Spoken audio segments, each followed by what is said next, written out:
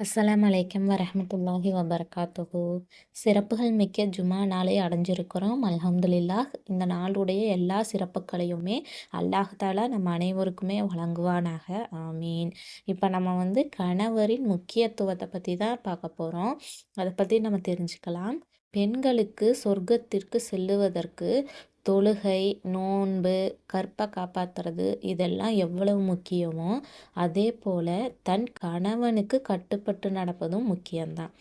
ரசூலுல்லாஹ் இதை பற்றி என்ன சொல்கிறாங்கன்னா, கணவனுக்கு கட்டுப்பட்டு நடப்பவங்க சொர்க்கத்தில் எந்த நுழைவாயிலிருந்து வேணாலும் நுழையலாம் அப்படின்னு முகமது நபி ஸல்லல்லாஹு அலைஹி வஸல்லம் அவங்க சொல்லியிருக்கிறாங்க.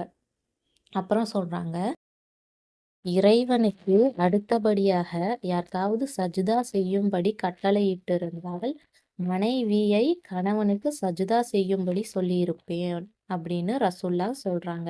அப்படின்னா பெண்கள் தன் கணவனுக்கு எவ்வளவு முக்கியத்துவம் கொடுக்கணும் அப்படின்னு கொஞ்சம் யோசிச்சு பாருங்க. ஏன் அப்படின்னா, கணவனுடைய விஷயத்தில் மனைவிகள் மிக கவனமாக நடந்து கொள்ள வேண்டும். நிச்சயமாக அவர்கள்தான் உங்களுடைய சொர்க்கமும் நரகமும் ஆவார் அப்படின்னு ரசூலுல்லாஹ் சொல்லியிருக்கிறாங்க. இன்ஷா அல்லாஹ் நம்ம அனைவருமே அவங்களுடைய கணவன்மார்களிடம் அன்பாகவும் பண்பாகவும் அக்கறையாகவும் கண்ணியமாகவும் சொல்லாலும் செயலாலும் நடந்து கொள்ள வேண்டும். ஆமீன்.